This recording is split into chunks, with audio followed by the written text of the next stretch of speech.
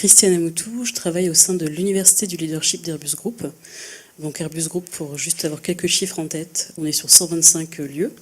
Majoritairement, on va avoir 70% de notre population en Europe, en Allemagne, en France, Espagne et Royaume-Uni. Mon rôle au sein de cette université, c'est surtout de supporter et aider en fait, l'équipe à construire un portfolio qui propose des produits et services innovants pour former nos 17 000 dirigeants, managers et talents. Qui dit digital learning, pour nous, c'est avant tout une montée en compétences des collaborateurs, donc des dirigeants et des managers, sur les enjeux clés du numérique. Quand on dit enjeux, ça peut être aussi bien les acteurs, les entreprises, les manières de faire, la culture. Pour nous, voilà, c'est vraiment dans le fond, comprendre quelles sont les différentes dynamiques, les différents mécanismes, mais c'est aussi à travers la forme, comment est-ce qu'on arrive à mettre en place des produits, des services qui permettent d'acculturer aux pratiques, d'acculturer aux technologies, d'acculturer aux manières de faire, dans le sens où on ne va pas simplement demander aux gens de faire des projets, mais on va leur demander d'avoir des techniques qui sont un peu plus proches du monde, par exemple, de l'entrepreneuriat numérique comme les startups. Donc on a un mix vraiment de fond et de forme sur la compréhension de digital learning. C'est à la fois digital learning et learning digital. Oui, on a un champ d'activité de produits qui va s'étendre depuis nos divisions commerciales, aux divisions militaires, défense et sécurité, aux services aussi dans l'aérospatial et autres. Donc de fait, par la nature de nos produits, on n'est pas sur une culture où tout est accessible. Que ce soit les gens, que ce soit les Internet, que ce soit les outils qui sont à portée de main pour un consommateur lambda. On disait tout à l'heure qu'on a de la chance d'être en France et avoir de la 4G. Tous les salariés chez nous n'ont pas accès forcément à Internet pour des raisons de sécurité. Ce n'est pas des raisons d'équipement, au contraire. Les infrastructures sont là, mais déjà ça nous pose un vrai défi d'accessibilité au contenu.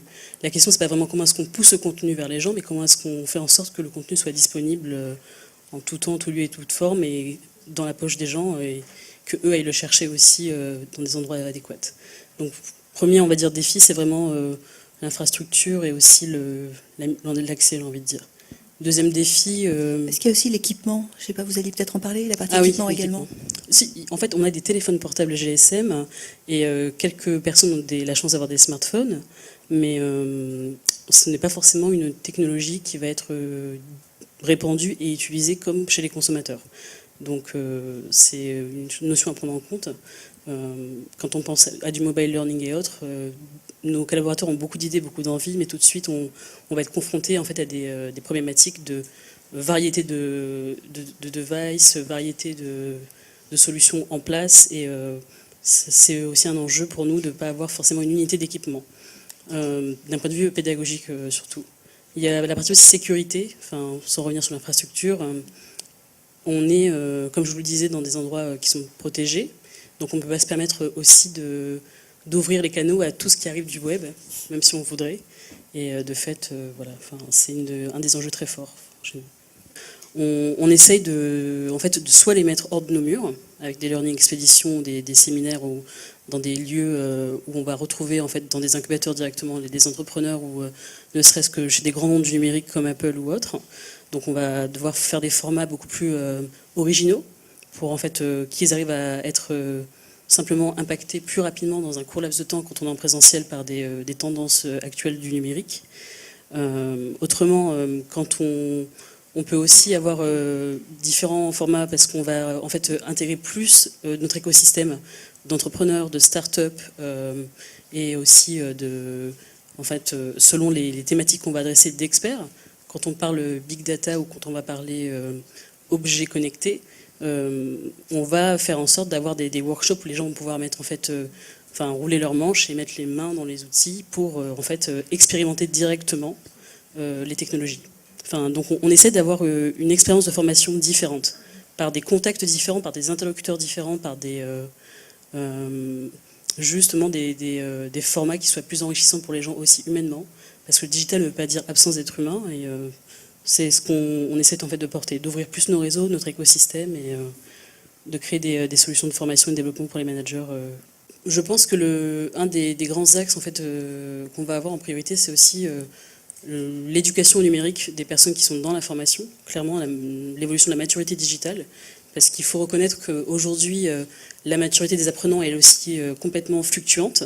Les personnes qu'on avait en session il y a un an ne sont pas du tout avec les mêmes notions sur un sujet qu'il y a aujourd'hui cette année. Donc c'est vrai qu'on doit de fait, avant de demander aux collaborateurs de changer, nous aussi changer énormément dans notre manière d'appréhender les sujets, de faire de la veille, de faire du benchmark, de en fait, se connecter aussi à un écosystème plus large que simplement dire on va dans des forums avec des formateurs. Il faut, je pense, vraiment faire évoluer cette maturité digitale au sein de la communauté des gens qui sont en charge de la formation, mais aussi des ressources humaines. C'est l'avenir pour moi, c'est d'abord les équipes formation. Si on veut qu'il y ait une vraie réussite, un vrai changement, parce que c'est toujours les RH. Toujours les RH, oui, toujours les RH et aussi les communautés. Je suis convaincue. Hein. Oui, et aussi les communautés, parce qu'on le voit de plus en plus. On parle d'open innovation qui implique l'écosystème, et on va aussi bientôt, je pense, parler d'open learning. Aujourd'hui, pourquoi ça ne ferait pas sens? On va au-delà de l'inter-entreprise, mais qu'on mélange des talents de secteurs différents pour régler des nouveaux problèmes, pour apporter de nouvelles choses, et pour aussi avoir des échanges de savoir-faire. Donc je pense que voilà, l'avenir est dans un peu sortir des clivages que nous imposent peut-être des normes comme le POCA et autres, en disant il faut qu'une formation concerne tel collaborateur, et oser un peu plus aussi de faire en sorte que les entreprises se rencontrent, parce que je pense qu'on a aussi beaucoup à apprendre les unes des autres, et voilà.